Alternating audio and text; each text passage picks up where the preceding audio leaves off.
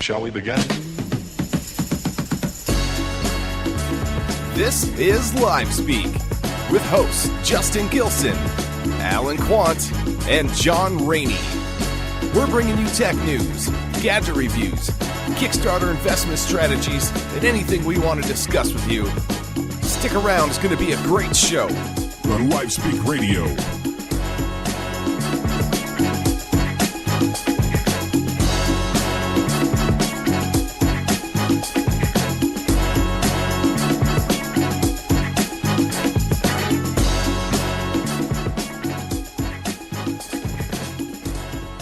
Welcome, everybody, to Live Speak Radio. It is July 20th, 2014. My birthday, and we're back. John Rainey is with me from Ireland. John, good to have you back. Thank you. Yeah. And happy birthday. Thank you, sir. I definitely feel 21. Moving on. No, you still haven't told me what you want for your birthday. I don't know what I want for my birthday. That's the thing. I'm not good at thinking of things for myself. I don't know. I usually just, it's not a thing that I do. So I'm giving you 24 hours and then I'm ordering something. I have a feeling it's going to be something just use. crazy. So I better come up with something. Just give me some scissors. There we go. You've been warned. Some paper clips. Could you get me a thing of paper clips maybe? Anything would be better than what you're going to send me. I know it. I just know it. Oh, gosh. I missed you, John. You're funny. You know what's not funny? There's a lot going on right now with Comcast. I wanted to talk about that. We'll talk about that more throughout the show. But Comcast is getting on my nerves because I have Comcast now for my internet and TV at my new place, and I'm not dissatisfied with it per se, but they've moved ahead so quickly that they've messed some things up on like their Xfinity TV thing. They used to have a nice setup and the remote control worked good, and now you can use your phone to control the TV and things like that, but you can't mark things as a favorite. You can't you can only record things if you there's no reminders. There's a lot of things missing from it, and I'll get more into that a little bit later. There's also a Twitter bot that caught the Russian government changing some information. And so that's kind of funny. So we'll talk about that too. But a lot going on in with net neutrality and free internet and things like that. But I think my favorite thing that I've heard over the last few weeks was the potato salad Kickstarter. So I kind of want to talk about that because this guy really seriously made that much money for a potato salad. The thing about it is, did he? Has the project finished? I remember seeing it at the time, and I remember seeing a story then a couple of days later that a lot of people had actually pulled out their funding. Well, he still has 12 days technically to go. Right. He wanted $10 is what he pledged to make this potato salad. Now he's got $61,000.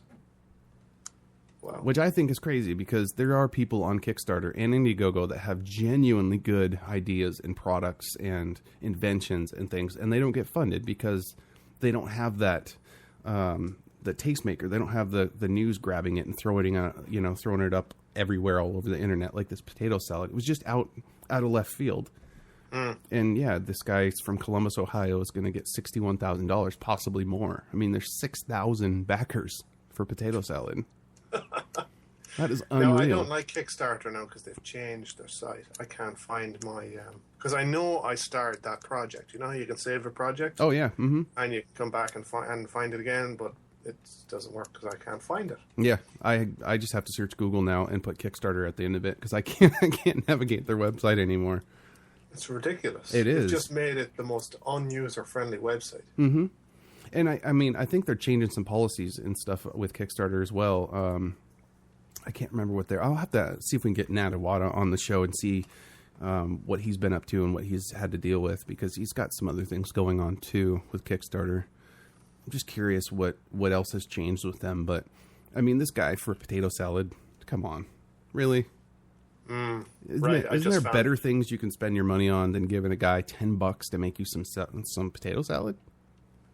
He must have a lot of friends. Well, You know, not to be rude or judgmental, but based on the picture on his Kickstarter in all camo, I don't think he's got many friends. Yeah. I actually just found my started projects. I thought I had saved that one for future reading. I obviously hadn't. But I'm just looking back through some of the projects that I did start. Oh, no. Yeah. Do tell us. Interesting one. Oh, my God. Yeah. Invisible panties. I know that was one of them. Yes, that's one of the things that jumps off the page. Mm-hmm. The iPhone 5 case wristband. What else am I looking at here? Gosh. A shirt that cleans itself. Actually, yeah. Oh, yeah. I remember that. Self-cleaning clothing. There's a lot of stuff. I mean, that's what I'm saying. There's so many different things on Kickstarter that people could invest their money into. But just to be part of a fad, they've given it to this guy for some potato salad. I don't know. It's strange, and I guess it's beyond my comprehension because I wouldn't spend my money on that. Just because. I'm gonna search that. Do you have it? No? What? Do you have the link to that potato salad? Yeah, here, I'll send it to you. Are there somebody else making potato soup now? Oh, my gosh. See, and that's what that's exactly what I was afraid of with this sort of thing getting that much traction, is that now Kickstarter is going to become a joke. You know, and people are going to start paying money for stupid things, and all the legitimate ideas are going to be pushed to the back. And so might be looking at a different Kickstarter website before you know it. Okay, I just put in potato, and I have 4 projects here in front of me. I'm making potato soup. Oh. That one didn't get funded. Oh, okay. Actually, it's still running. There's 20 days to go. There's another guy that's, imaginatively enough, he's making potato salad as well. Oh. He only asked for $1. He's got 45. And then we have the main man himself, who is Zach Danger Brown. Zach Danger Brown. 611,526% pledged, funded. That's It's pretty insane. scary. And then there's a potato cannon. Oh, see, I would have funded the potato cannon before I did the salad. I'd do the cannon too. At least send me a potato cannon. Man. We should do a potato salad cannon. Oh, genius. Trademarked. That's a fantastic idea. Potato salad. Yeah. This guy is up for $100. He is $1 pledged. Oh, man. He has his homework done. He has all his measurements and everything done here. He has a plug at the end of it. Yeah, see, if you look at this potato salad page, I mean, he doesn't have any information really on it. Just saying, I'm making potato salad. Basically, I'm just making potato salad. I haven't decided what kind yet. And that's it. And then the next thing on there is update. We did it. They made their goal with that little bit of information. Unbelievable. There's still 12 days to go on this, but I think was it up over 80,000 at one point. Yeah, that's what I thought I heard too. He lost a huge amount of money. Like he dropped 10 grand in one day. I just remember seeing Gizmodo or some of them guys posting about it. A lot of these backers had just pulled out. But yeah, I think we might see a few more people backing out. I mean, $300 stretch goal. It says call a chef to get a better recipe. So for $300, he'll call a chef and get a better recipe. So is somebody really going to spend that? It's crazy. I mean, they do have 17 backers that spent over $110 for the platinum potato. He's offering T-shirts now, though. Yeah, well, yeah, he's got to come up with something. He's got $60,000. Yeah. You know? Anybody who pledges $35 or more gets the Homage T-shirt. He's received a limited edition T-shirt designed and printed by Columbus, Ohio T-shirt company Homage. Wow. Also receive a bite of the potato salad. One bite. A photo of me making the potato salad and a thank you posted on our website. They actually have a website for potato salad. Wow. Right, so you're going to receive a bite of a potato salad. Now the scary thing about it is there's 557 backers for that. So it'd want to be a big potato salad.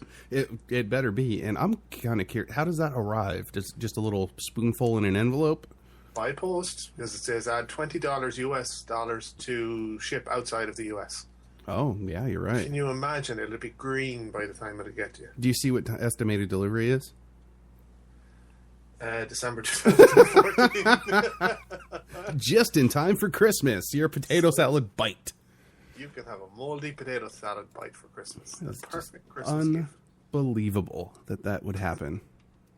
I mean, it is a funny. I do like it because there is a little bit of a twist to it, just because there are things on Kickstarter that are getting funded like this. And maybe the guy did that as a joke to show that, like, hey, you're putting money towards things that you shouldn't be. But I don't think he's thinking that. I think he just thinks, I got $60,000 for a potato salad. That's enough money to just disappear, I think. I mean, if you give me $60,000, I could go to another country. Yeah, or just never do hear nothing from me for 2 years. Yeah, And basically cover your expenses. exactly. That's so nuts. Now, here's the thing. Technically, do you have to pay tax on that? I don't know. I wonder if that depends based on where you live. Because, like, here in Washington State, we have sales tax, so I would probably have to pay some kind of tax on it. But other states don't. I don't know. Now, I know Kickstarter get their, if you'd excuse the pun, bite out of it. Yes, they will. Their giant bite of the potato salad. Yeah. I still don't know what percentage Kickstarter gets. I have no idea. That 70-30 seems to be the most popular thing on the internet right now. 30 and they get 70 30%. for their webs. All right. Yeah. So it's not Udemy that gets 70 and you get 30. No. Although with Udemy now it's 50%, so they now get correct? 50% of everything. However, you know how I had the course, the computer repair course on Udemy forever.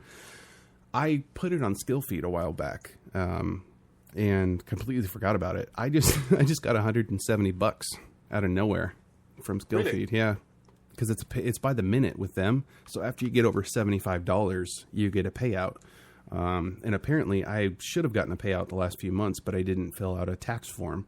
So I sent in this tax form, and there you go. I got $170 from them. So It's funny that you mentioned that because I've been getting emails from them saying that I should have my course published because I kind of did a rough outline of a course, but I didn't go back to it because I haven't had the time. oh yeah, So yeah, I might look at that too. you should. I mean, by the minute I think that's the best way to do it. And SkillFeed's they just got picked up by Shutterstock, of course, so they have mass funding, big audience. It's a good one to go with right now if you're looking into teaching anything, especially like in your area of web design and development.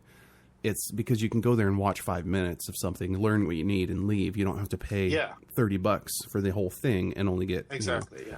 So I don't know. I have my course on as many as possible. To get a few dollars here and there. It's enough to pay the cell phone bill. I'm not making tons and tons of money, but it's enough to pay a few expenses, and that's fantastic. Well, I've never put the time into the one on, like, I have a course on Udemy and I've never promoted it. Right. Because there's a couple of things I need to do with it before I really push it out, and I just never got a chance to sit down and actually do it. Right. Yeah, I actually sit and wonder how I even finished mine, because I can't force myself to make another one. I don't know how I did it. I did it before Christmas a year and a half ago, and somehow got it done and submitted, but I haven't made another one. I don't know. It's good website, SkillFeed. I think maybe we'll get them to sponsor the show. Shutterstock. Yeah, I'm sure they'd only be too delighted. Yeah. I don't know. Let's run to a commercial real quick. We'll come back. We'll talk some more news, some Comcast, great customer service phone calls. And I want to tell everybody I have a trick that I learned. I've been reading about. I haven't learned it perfectly yet. How to speed up your Netflix and a lot of other streaming services as well. So I'll give you that tip here after the break. But we'll be back here on LiveSpeak Radio. Hey everybody, this is John from LiveSpeak Radio.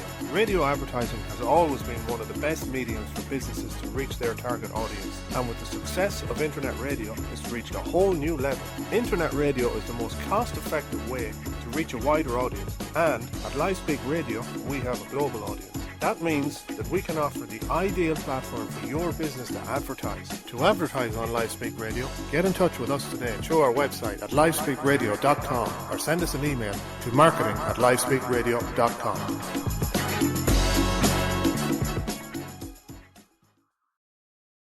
You are listening to John, Justin, and Alan on LiveSpeak Radio.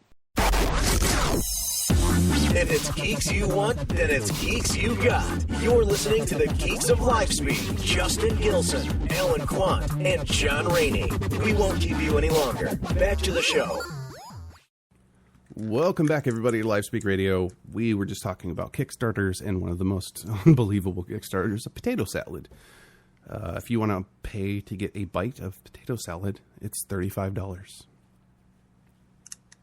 There you go. Top tip of the week. Potato salad. It's the cheapest potato salad I've ever heard of, right?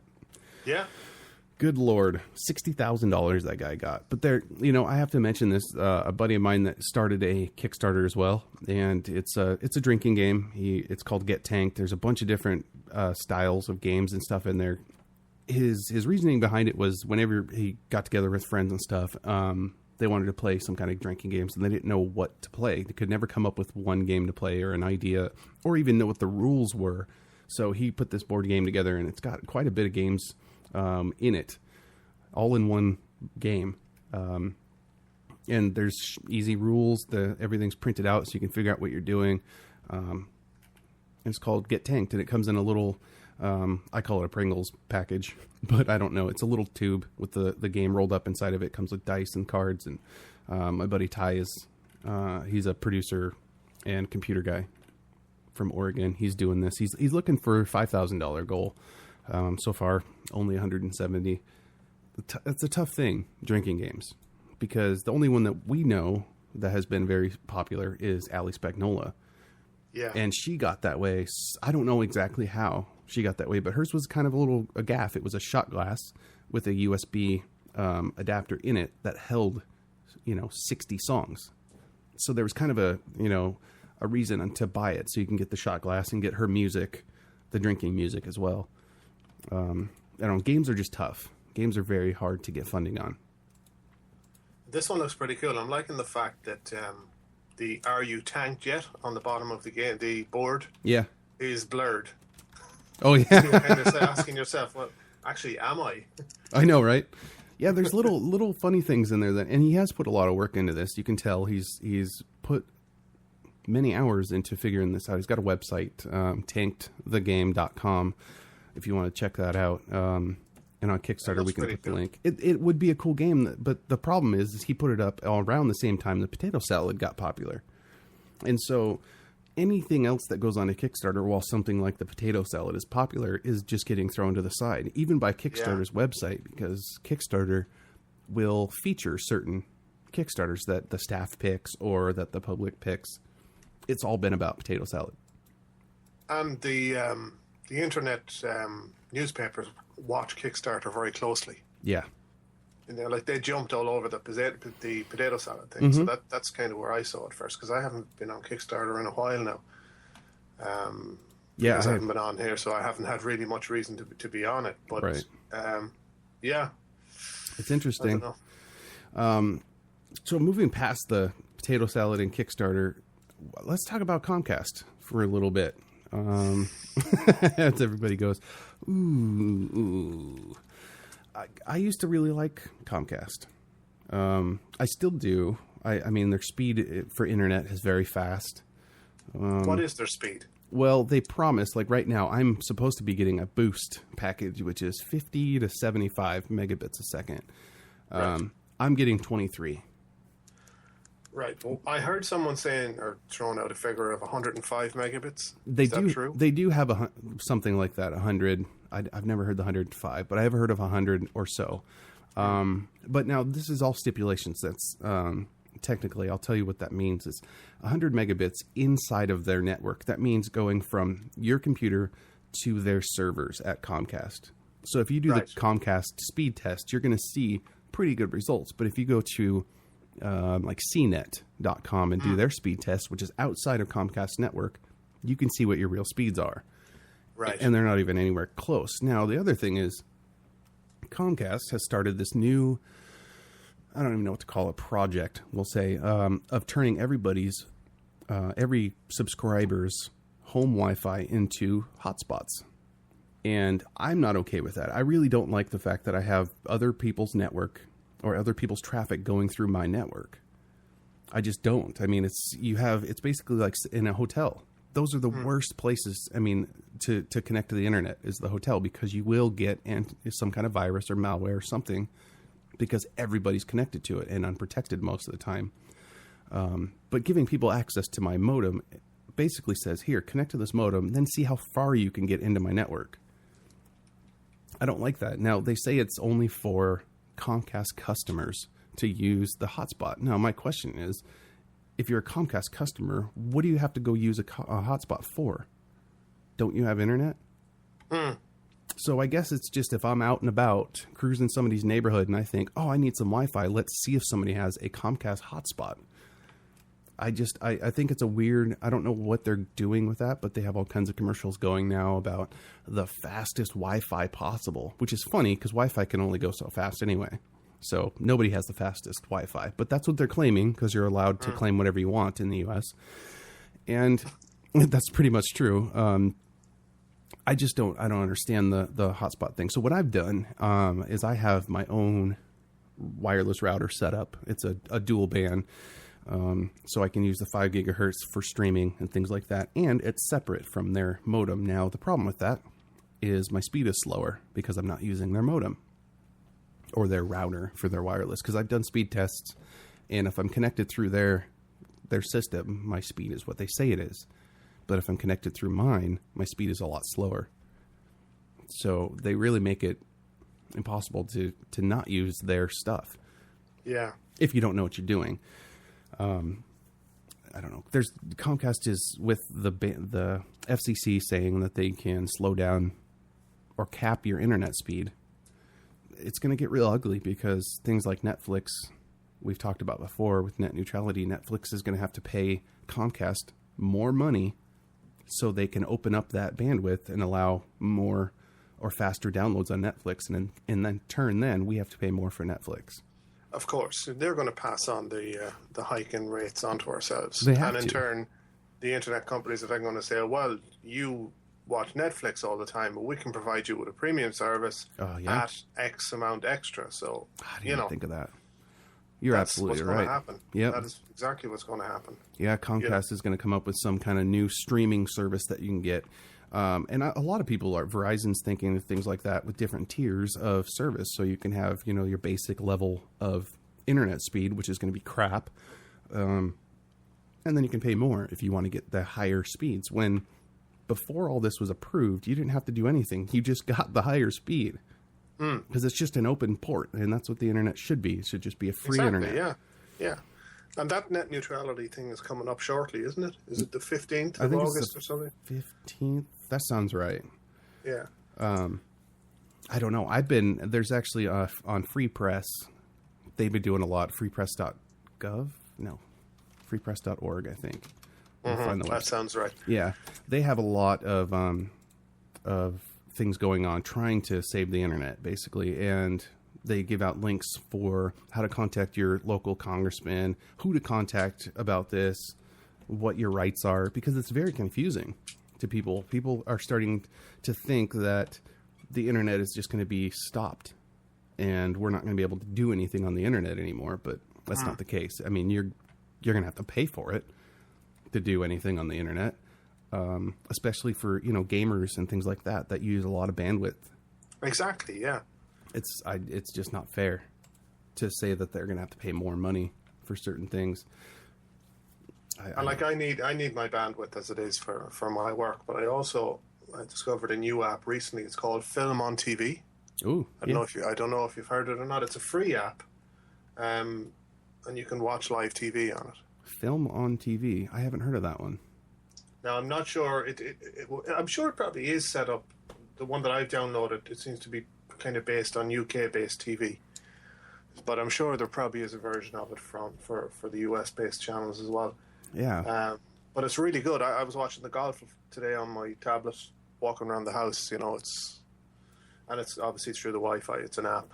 Oh, see, and there's another thing that Comcast put all their stuff together into this thing called Xfinity, and make this big deal of Xfinity TV and Stream Picks, and so you can get this Xfinity thing, and of course I can stream movies wherever, or TV wherever I'm at, because I have a subscription through Comcast. But I like the idea of having something like that. And a lot of people are doing that now. They're getting rid of Comcast and all that, and they're just going with Hulu or, subscription-based stuff, just so they don't have to pay Comcast. Yeah. Or any cable provider, but Comcast and Verizon are the biggest ones. And I talk about Comcast the most is because how rich do you have to get? You know what I mean? At what point do you just say, all right, that's enough money? I've made billions and billions of dollars. Why do you have to keep making even more money with Time Warner and Comcast coming together? I mean, that's a monopoly. Yeah, for sure. That's huge. For sure. I just don't get it. So on the same lines of us loving Comcast so much, it's almost getting to the point where we love Comcast just as much as we love Microsoft, actually. We have a customer service call that John actually showed me and brought to my attention, which, oh my gosh, I couldn't believe it. I thought it was fake. Even the caller thought it was fake and asked if he was being punked. But we'll play that for you. And just as a little preemptive, the customer just wanted to call in to Comcast customer service and cancel his service. He was moving, and for whatever reason, he wanted to change to somebody else. That's his prerogative. That's their right. We'll cancel it. We'll pay the disconnect fee. Just disconnect me. Didn't go so well. So this is a bad. It's actually a really good representation of what a lot of companies do when you try and disconnect. Yeah, and the other side of it too is that you have to bear in mind that his wife was on the phone for 10 minutes before he actually started to record this. Yes, that's right. So this call went on for almost 20 minutes. Yeah, and I want to get this guy Ryan on the show because what an amazing person. He didn't get mad. He didn't get angry. He just kept trying to drill his point home. Like, I just want to disconnect. I just want to disconnect. So I would have definitely broken a record for profanities used to. I used to be pretty decent on the phone and let people just kind of tell me what they want and walk all over me. But nowadays, I can't handle it. If somebody starts telling me things I don't want to hear, or they're trying to keep me on the phone, I just tell them to stop talking. Do your job, disconnect me, and hang up. Yeah, not interested. Goodbye. Exactly. Oh, I have a quick story I'll tell you real quick before we play this Comcast commercial about another sort of customer service thing. I got a phone call at work, mind you, on my extension at work from a guy named Tim from McAfee Security. Right. And first of all, if anybody knows me well, they know that I hate McAfee, and I've spent my whole life uninstalling it from computers. So why they're calling me is just hilarious. I don't know how they got it. Somebody sold them my information and told them I was a good lead, but this guy called me and asked me, so I'm Tim from McAfee Security. I'm just curious what kind of antivirus you guys are running there and blah, blah, blah. And so I said, well, it's a couple different things because I don't like telling people that. It's none of their business. I'm working for a business. I'm protecting them. I'm running their network. I'm not just going to give information out over the phone to somebody that calls me. So this guy's, asking me these questions like that, and I was being very vague. And then he starts asking me, well, what kind of gateway are you running, and what kind of firewall do you think do you have, and blah, blah, blah. And all I could think was, why don't I just give you the passwords to everything? Yeah, there you go. Why are you asking me this stuff if you're trying to just sell me something? So I told him, look, I'm not comfortable with giving you that information because that's not external information. That's stuff that we have here that you don't need to know. And I told him, we're not interested. And he said, well, can I talk to your accounting manager? And I thought, you must not have heard me. We're not interested in anything. And he kept asking for the account manager's number. And I finally had to say, you know what? We're very busy here. We run a magazine, and I can take your number and have someone call you. But I'm not going to transfer you to our accounting manager because you just called me and said you're somebody from McAfee. And he said, well, that's okay. They called back like 3 days later and asked for me again. Well, the receptionist told him I was in a meeting. Then he called again later that same afternoon. And I got on the phone and I said, all right, here's the deal. We are not interested in anything security-wise, nothing from McAfee. Do not call us again. And the guy said, well, I apologize. We had here listed that you were a good lead and that you had some security things going on in the next year. And I thought, I don't know where you got that. But the first time I told you should have been good enough, not the fifth time. Yeah. So it's irritating to me. And, I had to stay professional while I was at work, but I was very close to just screaming at the dude. Not happy.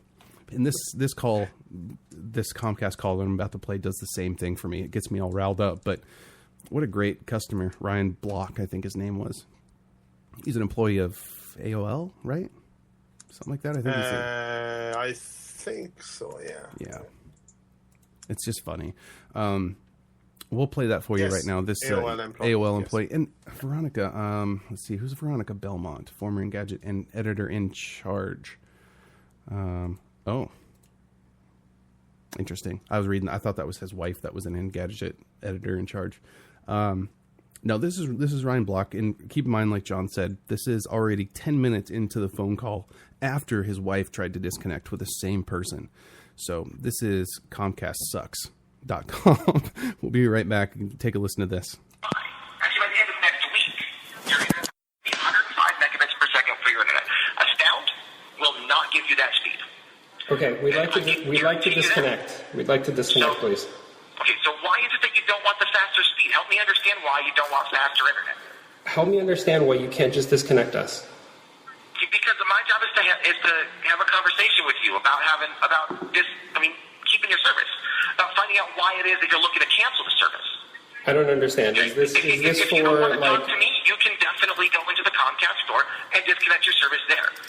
Okay, We're just asking for you to kill two birds with one stone. You got to return that cable card to the store anyways. We're actually going to just mail the cable card in, but if you can just please cancel our service, that would be great. That's all. That is all we want. We're actually not able to return a cable card by mail. Then I will send someone like a TaskRabbit to go return the cable card for us. I don't personally intend to go return the cable card. That's why we're probably not going to be canceling in store. So that's why I need you to cancel by phone. So can you cancel us by phone? The answer is yes, correct? I mean, it sounds like you don't want to go over this information with me. I mean, if you're not wanting to go over that information, okay, then that's the easiest way to get your account disconnected. I am declining to state why we are leaving Comcast because I don't owe you an explanation. So if you can please just proceed to the next question. If you have to fill out your form, that's fine. Please proceed to the next question, and we'll attempt to answer that if possible. Okay, so, I mean, being that we are the number one provider of internet and TV service in the entire country, okay, why is it that you're not wanting to have the number one rated internet service, number one rated TV service available? I'm declining to state we're switching providers. Can you please go to the next question? Okay, so what is it about Astound that's making you want to change to them? I'm declining to state, can you please go to the next question so we can cancel our service? Okay, so, I mean, I'm just trying to figure out here what it is about Comcast service that you're not liking, that you're not wanting to keep. I mean, why is it that you don't want to keep that service? This phone call is a really actually amazing representative example of why I don't want to stay with Comcast. So can you please cancel our service? So but I'm trying to help you. Okay, the way that you can help me right now. By finding answers, by doing all this. The way that you can help me is by disconnecting our service. That's how you can help me. How is that helping you, though? Because that's what I want. Explain to me how that's helping. That's what I want. Okay, so why is that what you want? Because that's what I want. Okay, so, I mean, there has to be some sort of reason behind it. That's what we're trying to find out. We just want to find out what it is that's causing a customer that's been with us for a long time to leave. Because that's what we want. Okay? I mean, you've been with us since, I'm sure, 2005. 9 years you've been a Comcast customer. Okay? After a decade, okay, clearly the service was working great for you. You weren't having any problems. So now all of a sudden you're moving. Okay, you've kept this service in multiple addresses. All of a sudden you're moving and something's making you want to change. What is it that's making you want to change that? Because that's what we want to do. Okay, why is that what you want to do? That's none of your business. Your business is to disconnect us, please. As a company that is a cable and internet provider, primarily, okay, that is our business, to know why our customers are leaving. Okay? If we don't know why our customers are leaving, how are we supposed to make it a better experience for you next time? Okay? When Astound turns out to have that's a fantastic question and something that you can hire a firm to go figure out. For right now, I'm just a customer calling in, attempting to disconnect service. That is something that you can do, right? You said that you can't disconnect service. Yes? Okay. Yes? Well, I mean, I just don't want to with you as a customer. Is that something you can do? I think you can benefit greatly from transferring your service to your new address. Is that something you can do? Can you disconnect us by phone? Can you disconnect our service? Yes or no? Okay. So, what I'm trying to find out is why don't you want the same offer Can you brand new customers disconnect gonna our get service? faster internet than anyone can provide you. Okay. Why don't you want those services? Because I'm not interested in your services any longer. Can Okay, you? so you're not interested in the fastest internet in the country. Nope, not interested. Okay, why is that? Can you disconnect us by phone? Are you capable in your system of disconnecting our service? Yes or no? Well, I'm just trying to get some information to find out why it is that we're losing you as a Please customer. answer my question. Are you capable by phone of disconnecting our service? It's something we can do. I mean, Okay. very rarely do we do it. That's something you can do. I would appreciate you now doing that. Okay, so Please proceed in disconnecting our service. but what is it about this other internet provider, this other TV provider, that's making it sound so much better than the number one TV service available? I don't know. It's totally arbitrary decision. Okay, so why not keep what you know works, what you know is a good service? Because we're not doing that. So please proceed Okay, in so you disconnecting our don't want a service. good service? You don't want something that works? No, I don't. I guess I don't want something that works. So why don't you want something that's a good service and something that works? I mean, is this like a joke? Do we like call? Is this like? Are you punking us right now? I'm trying to get information. Okay, I'm trying to help our company be better. That's my job. I can guarantee you right now you are doing an incredibly good job at helping your company be worse. Okay. Well, you know what? I'm terribly sorry that it feels like I mean, it sounds to you like it feels like I'm trying to argue. I'm just trying to help you out and get some information. We'll just bypass all this information. I'll go ahead and disconnect this service. Okay. Fantastic. I mean, it's really a shame to see you go to something that can't give you what we can. Okay. Well, if that winds up being the case, then we will call you guys back up and we'll reconnect. I mean, you're not going to get the 100,000 free on-demand titles. You're not going to get 105 megabits per second for your internet. Guaranteed speed at 105. Okay? I mean, no one else can guarantee their speed like we can. Okay? So, I mean, we can definitely transfer this over to your new address and get you a lower rate. I could save you almost actually more than $100 per month. I could save you more than $100 per month. Okay, doing that transfer. Okay, get you internet that's 5-6 times faster than anything any other company can provide you. Are you done? Okay, get you the number one TV service available. Okay, and I mean, what about those savings, those services? Are you not why? Are you done? What makes you not want that service? You literally just a moment ago said that you would go ahead and disconnect our service, and that's what we're going to need to do. So can you go ahead and do that now? I'm working on that process. Okay, great. Okay.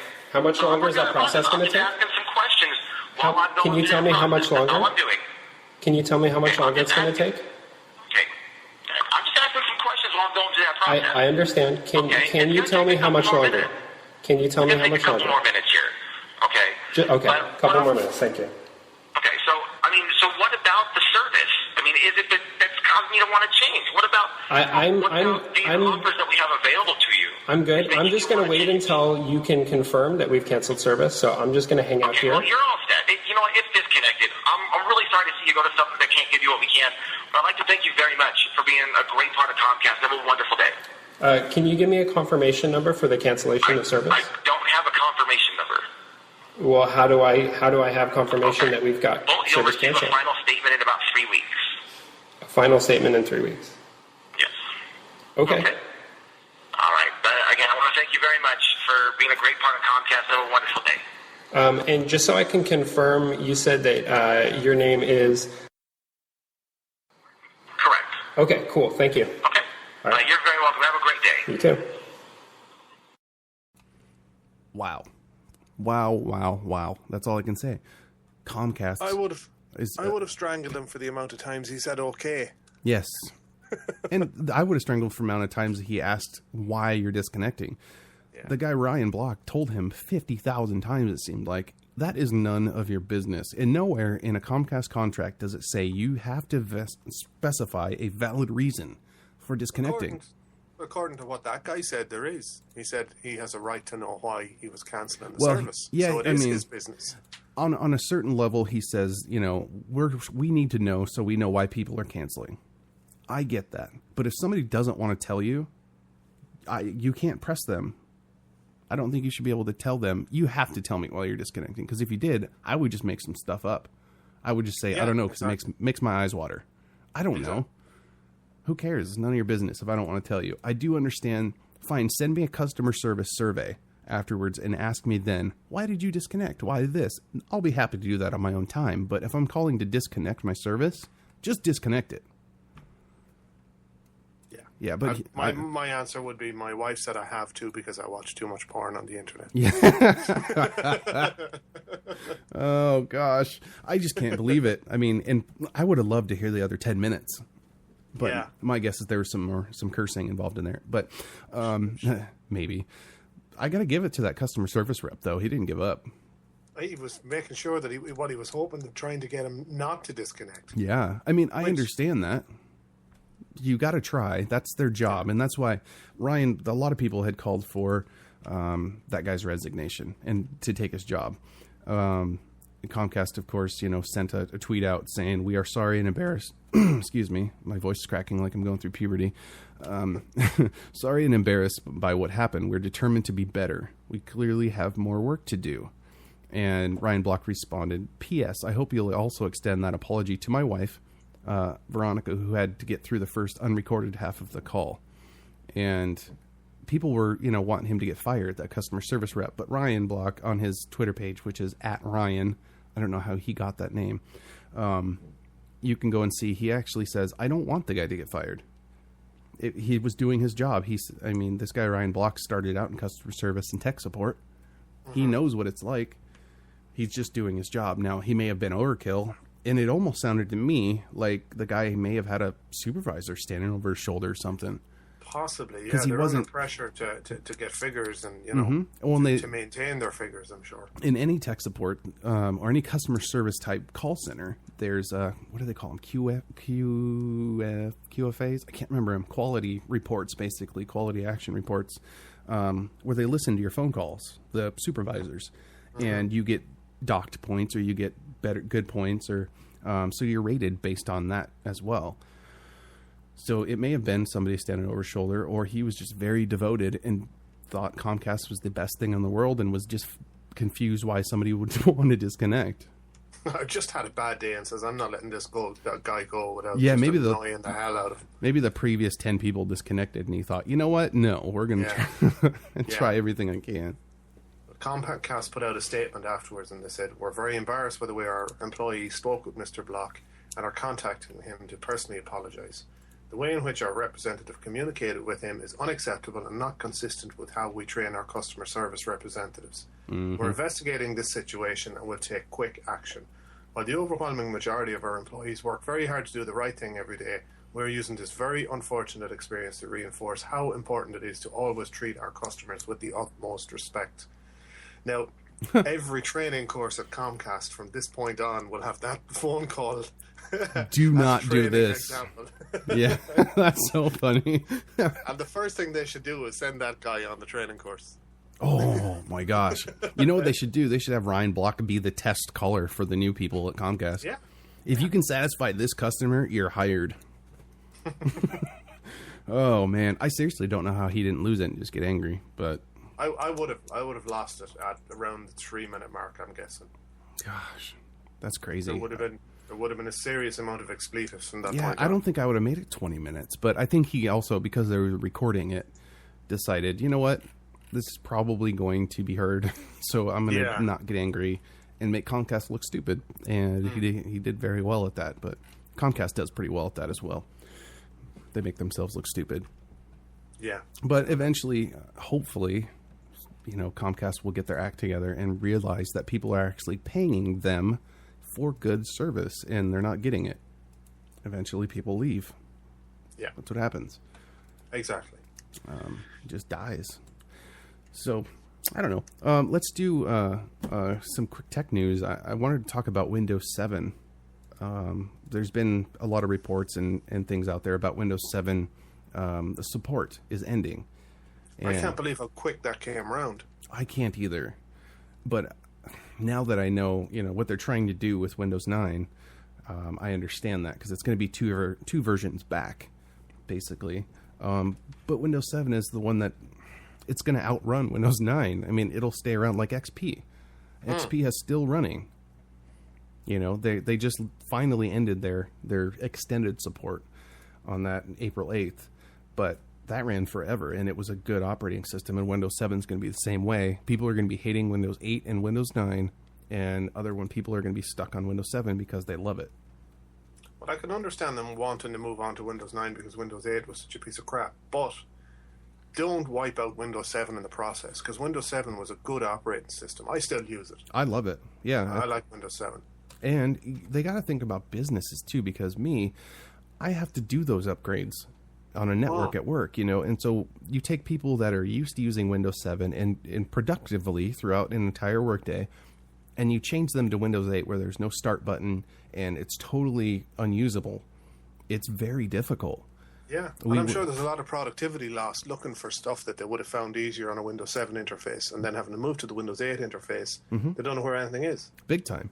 And, you know a lot of and there's compatibility issues with software, and it was just a mess. So Windows 9, I understand. Yeah, get it together. Basically, it's a Vista 7 thing again. We're going from 8.1 now to 9, and they're supposed to hopefully get it right. But for what that means for Windows 7 is that Windows 7 isn't just going away, but they say by January 13th of 2015, the mainstream support will be done, meaning they're not going to be sending out any more updates, security patches. There might be security patches, part of the extended support, but they're moving past it. They're just going to say we'll support Windows 8 and Windows 9. And Windows 7 is, what is it, 2020? 2020, yeah. Well, that's the end of its life. That's the end of its support life in general. Yeah, and it's just like with XP. You can still get XP if you want. It's just not supported. They won't send you any updates. They won't take any support calls, anything. And Windows XP was also a great operating system. Oh, fantastic, yeah. And it's interesting just seeing how long they're...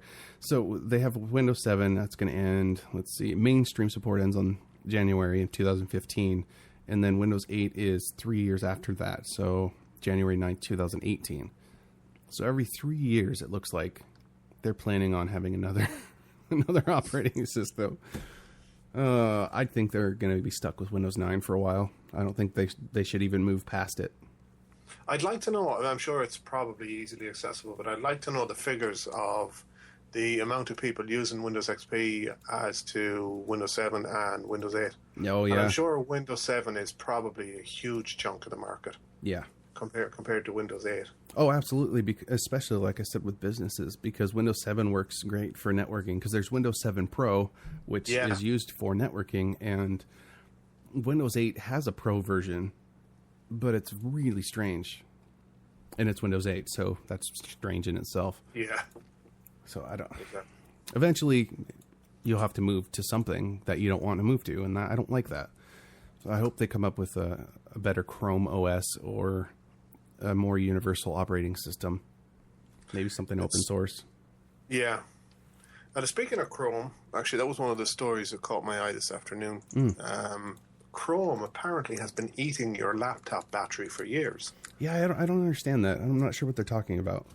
And, of course, my internet Chrome now decides to freeze. But anyways, this general gist of it, that Google is now just responding to a bug in Chrome for Windows that may have been sapping users' battery for years. Chrome's battery drain problem was brought to wider attention by Forbes contributor Ian Morris, who noticed that Chrome for Windows was using considerably more power than other browsers. He wrote that the issue, that Chrome doesn't return the system's processor to an idle state when it's not doing anything.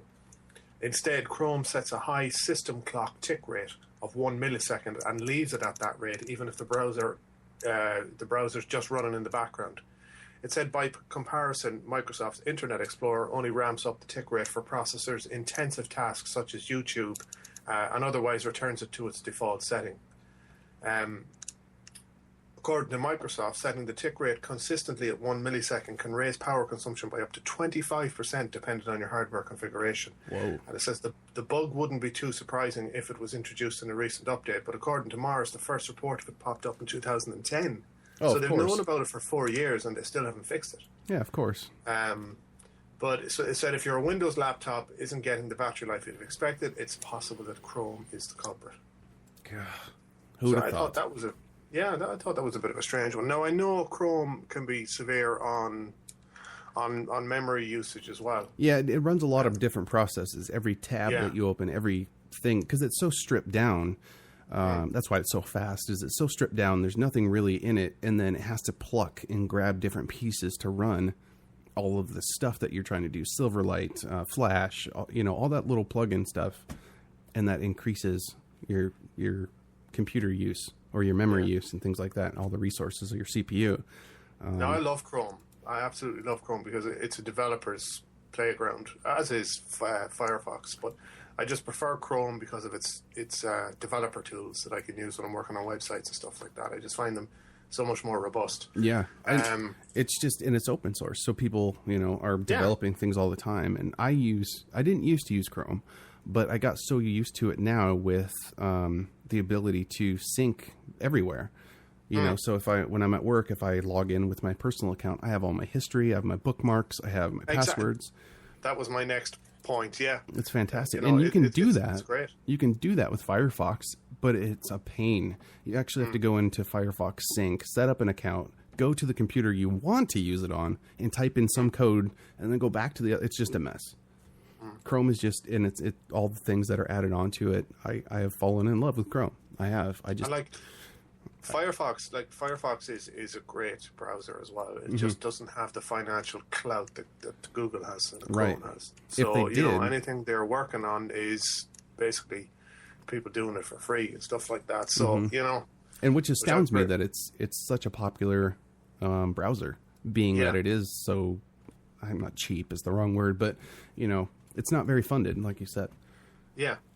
They don't seem to have the financial back, and of course Google has trillions behind them. But this is one case where Microsoft Internet Explorer actually comes out on top of Chrome.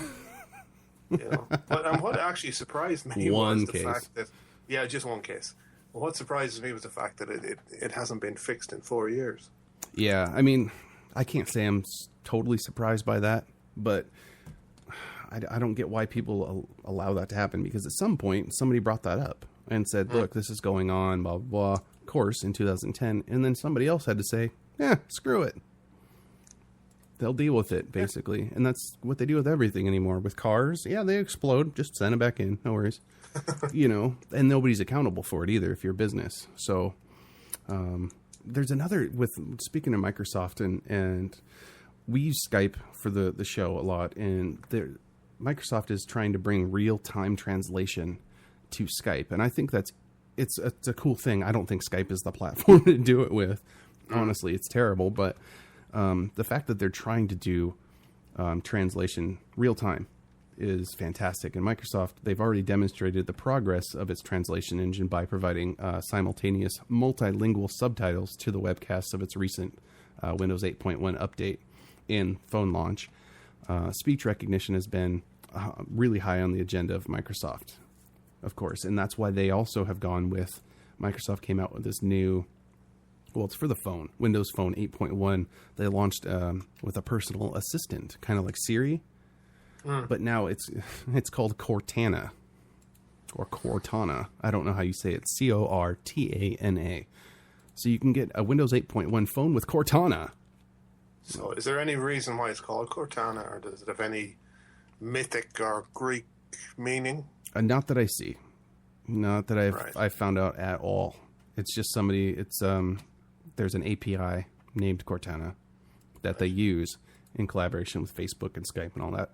So they're finally getting on the bandwagon of having a personal assistant type thing on your phone. So go Microsoft, I guess. Jeez. Yeah. I'm sure it probably cost a couple of million to come up with that name too. Yes. Now, I wanted to also share with you, like I mentioned at the beginning of the show, how to get around your Netflix streaming issue. It does take a little bit of skill, so you might have to have a computer person help set it up. But once it's set up, you don't have to worry about it. So there's two different ways to do this. One, you can use an extension for Google Chrome. There's one called Hola, and it's HOLA, or Hola in Spanish. And what it is when you're on a website, say you go to YouTube, and a video comes up, it says not shown in your country or whatever, you can go to this extension and change your location to somewhere else. So change it to the UK where it is actually allowed to be played and you can watch it. Now, the benefits of that aren't just for streaming, but you can do it like on Netflix. I found out on Netflix that if I go on Netflix and use that extension as UK, the United Kingdom, and sign into Netflix, it's a little slow, of course, because it's coming from the UK, but the Netflix is unbelievably good in the UK. I mean, I thought I was just seeing stuff, and maybe I thought it was laid out different or something, but they have better movies, they have better TV series, way more current information, more current shows and things like that than we do. Really? And I don't understand that. I just don't get it. That's the same content. So why does the UK get all this good stuff, and then why do we get all this crap? And what kind of content is it? Is it UK based? No, it's movie. It's really popular, like brand new movies, brand new TV series from America, from the UK. It's just really better. Yeah, it's just way, way, way better. So when I go through my Netflix and I see the same stuff over and over again, I just switch to the UK and go and find something that I haven't seen. Oh. It's really strange. So that's one way of getting around it. And the other really good benefit of this extension of changing your location is, like we've talked about before, is things like Priceline or Expedia. If you want to go and buy something online, period, try changing your location, because it's all based on your location and your equipment.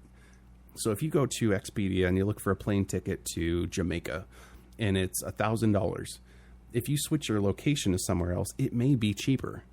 It may be way more expensive too, but it may be cheaper because they don't know really who you are and how to, market to you. So you get the actual price that it's supposed to be instead of what they've made it based on your information. Now, there's another way to get around the speed issue that has been going on with Netflix and other streaming services, things like that, is setting up a VPN. There's some different kinds of VPN sites that you can sign up for subscription VPNs, like OpenVPN. What it is basically is it's a tunnel where your internet or your connection comes in from Comcast to your house, and then usually just goes right to your computer. Along with all that, there's all kinds of different traffic that's coming to your house, to your router, because everybody's sharing the same pipes, basically. So if you set up this VPN, which is a virtual private network, you're bypassing all of that traffic, and you're leaving yourself on your own little network where nobody else is. Nice. And there's a guy that actually did this. And let me see if I can find his Netflix. Yeah, here we go. He bypassed his the congestion and fixed his Netflix streaming by, let's see. Oh, yeah, he was streaming Netflix, and he did a speed test, and he was down to 375 kilobits per second, which is ridiculously slow. That's dial-up slow. It was a 0.5% of what he was actually paying Verizon for, the speed. So he did this VPN and ended up getting his speed increased up to 3,000 kilobits. So, yeah, up to 3 megs from less than 1 just by installing this virtual private network. So Robin wants to know, what do we enter for Netflix? Netflix. I'm not sure what she means. You have to have a subscription for Netflix, of course, to get the UK version, but you have to download the extension, the HOLA extension for Google Chrome. So it's a Google Chrome extension that you actually have to install on Google Chrome browser. Yeah, correct. Yeah, okay. Yeah. I'll see if I have the link here. I'll put it in the chat. And it's totally free. It's not illegal. If you do illegal things on the internet with it, then it's illegal. But it's basically just to get around the internet that's getting locked down everywhere. Yeah, it sounds pretty robust. There was one a couple of years back. It was what they call expat software. People who are living in Australia who are from the UK could use this software that basically masked their location so that they could watch stuff on the BBC website, which was location based. That's what the expatriates or expat software they used to call it. Interesting. Yeah. So I suppose it's a kind of an extension on that, or an expansion on that. Yeah, see, I guess, I mean, there's a couple different things. We've talked about the ad block for Google Chrome, which is a fantastic extension, but it also hurts people that are doing things on like YouTube. So turn it off for that, for ads. But if you go to any website or something and it has just ads galore that you don't want to see, yeah, ad block is another good one. But there's actually, I put the link for that, it's called Hola Better Internet, I guess. Might be a good time to say it night or good afternoon to Indiana Talks. Yeah, because if they are listening, thanks again, Indiana Talks and Gary. They're doing really well, by the way. I saw some of their statistics doing really great at Indiana Talks. Fantastic shows throughout the lineup. So I believe the Angel Clark show is after us. So thanks again for listening, everyone, on Indiana Talks. And we'll be here next week as well. I don't think they're doing their competition anymore for their $50, so I'm not going to plug that anymore. Okay, I think you just got a marriage proposal, you know that. Yeah, that's a yes. So did I, apparently. That's a yes for both of us. Oh, that's fantastic. Anything else you can think of that we need to talk about, John? I mean, we've covered quite a bit. One last thing that I kind of wanted to touch, well, actually two things, because they're kind of linked. Anybody who listened to the show a couple of months back might remember us talking about Emma Blackery. Oh yeah, and she did a song about Google Plus at the time where they integrated in with YouTube, and it was FU Google Plus. Anyways, she's started an Indiegogo campaign, and she's shaving her head for charity. And she was looking to raise £10,000. She's already gone through that and doubled it. She's on £23,474 pounds she's raised. Now she's donating that to 3 or 4 different charities of her choice. But I just thought I'd give it a mention that if anybody wanted to go over and donate, it's a good cause. And Emma's fun. I've subscribed to her on YouTube, and some of the stuff that she comes up with is quite funny. Yeah, she's hilarious. I suppose we could put that link in the show notes. Yeah. If anybody wanted to go and have a look. But it's Indiegogo campaign, and it's called Shaving My Head for Charity, so it should be easy enough to find.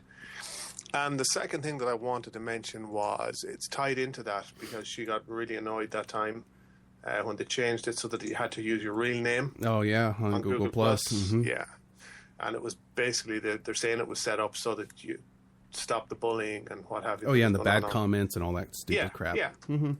Well, Google Plus has now done a complete U-turn on that. As it announced last Tuesday that it was abolishing its real name policy for the profiles in the service. Since its inception, Google's social network has required that people use their real names in Google Plus profiles as part of an effort to help other people find them through the service. Now, that's what they were saying, and I can see their point behind that. But anyways, right. It says you need to provide both your first and last name for your Google Plus profile page, and the guidelines said, and once one could be an initial but not both. And while that may have been a good idea for some, Google conceded Tuesday that it has also excluded people who don't want to use their real names. So yeah. I can see that too. So Google's policy of trying to tie YouTube users' accounts to the Google Plus accounts has also sparked criticism among people who want to leave their YouTube comments or otherwise use the service more anonymously. And that's what we kind of touched on there. But it says, for those reasons and others, Google said Tuesday that on Google Plus there were no longer restrictions on the names people could use. We know you've been calling for this change for a while, the company said in a blog post. The names policy had led to unnecessary difficult experiences for some users, they said, and for this we apologise. And in online comments on the Google Plus page, people applauded the change. Others said that it was too little too late, or questioned whether it would lead to more spamming or cyberbullying behind the cloak of a fake name. And it says then in translation, it's safe to come out and play again. Comment trolls. One person. That's something that it will never go away. Trolls. No, it won't. You know, and actually, when they did do it, the amount of trolls and comments actually doubled. Of course. But it said to clean up YouTube comments, Google overhauled the commenting system last year to push better quality comments higher up. But shortly after making the changes, Google reported an increase in spam. Of course. So yeah. So if you want to go and you don't need to use your real name on Google Plus anymore. That's nice. And things like for us, I have a Live Speak Radio Google Plus page, and I had to put my real name on it. because I must have started the wrong one. I didn't do a business page or something, but I couldn't just put Live Speak Radio as the display name. Fine, I'll put my real name in the information, but can I just make my display name different? They wouldn't let that. I couldn't do it. Yeah, we tried a few different ways. The last time we were at it for ages. Yeah. Sending them emails and, and they still, of course, stuck to their policy. But they've done a U-turn on it now. Yeah, that's good. That's really good. Well, I'm glad they figured that out, because the trolls will never disappear. That's not something you can try and regulate. You just have to let it happen. And people, you can put different kind of regulations and things on it for signing up and age limits and all that, but you're still going to get people that are stupid and that are going to go on and type stupid stuff. And you can never legislate for people like that. You can't. It's impossible. People are stupid. That's what we are. Human beings are not the smartest things in the world, but that's what we do. Get on the internet and troll. Exactly. Yeah.